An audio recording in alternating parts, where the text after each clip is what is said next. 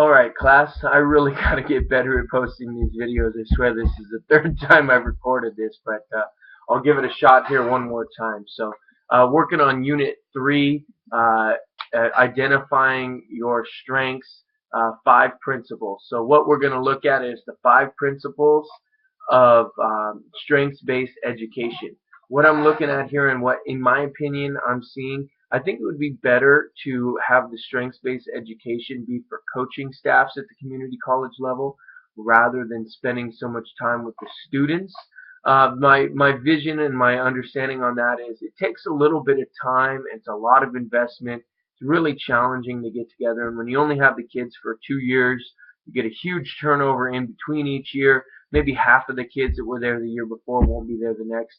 It's a lot of investment only for a small amount of time to be with kids, whereas helping develop the coaches and the staff is really going to have a greater deal of impact. So that's going to be the area that I focus on as far as looking at the 5 principles and what to evaluate from there. So, Principle 1, measurement of the student and educator characteristics include strengths and assessment, which supplements the typical focus on academic achievement and behavioral data. So, what I look at here is understanding that having something tangible, something to understand, something to see as a coach is going to really help us understand who we are better.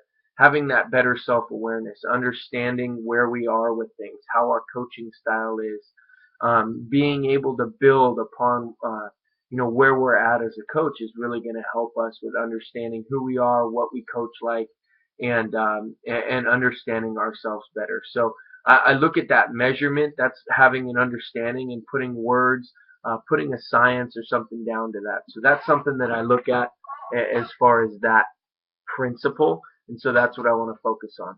When I look at principle 2, that's educators personalize the learning experience by practicing individualization, whereby they think about and act upon the strengths of each student. So as coaches, if we understand the individual strengths better of ourselves, we'll be able to work better with one another. We can help each other understand, energize. We can really help bounce ideas off of each other and understand where each person is coming from.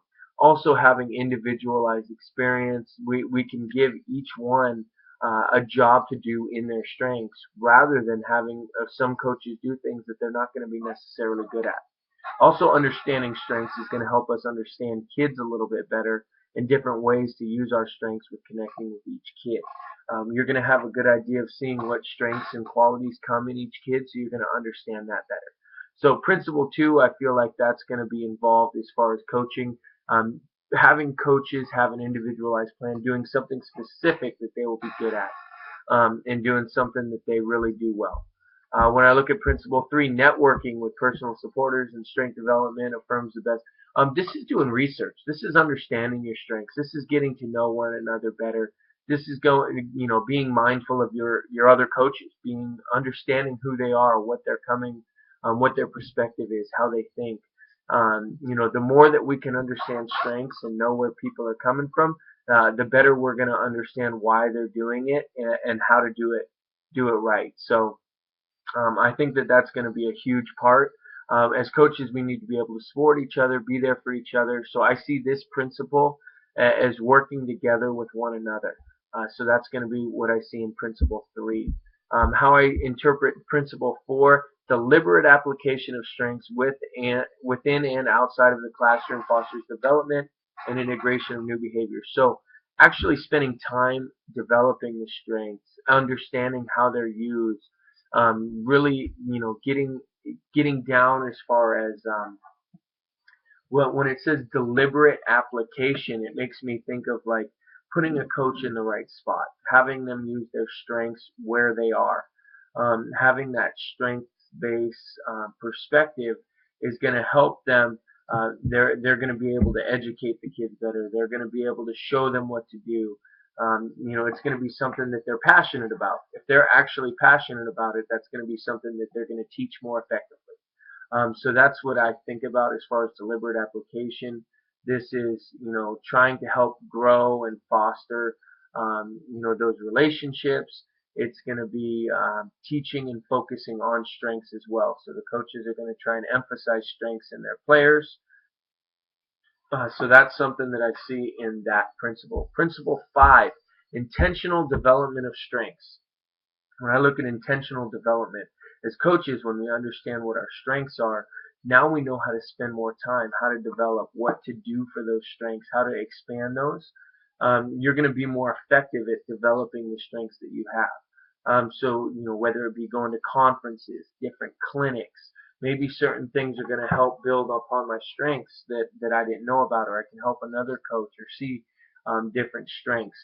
It'll also help you see in players. You're going to be able to identify how can you develop different strengths in people, how you develop that discipline, or really help encourage them to see their different strengths. So when you're able to identify those things as a coach and develop your own strengths, it's really going to make a bigger impact. So the more we're able to emphasize strengths-based education model, develop those strengths, understand what those strengths are, and live in those strengths, we're going to be more productive. We're going to be able to help one another. We're going to be passionate about what we're doing, and we're going to make a greater impact. So, thank you for your time. Look forward to learning more about strengths and potentially doing something here, developing our coaches. Thanks.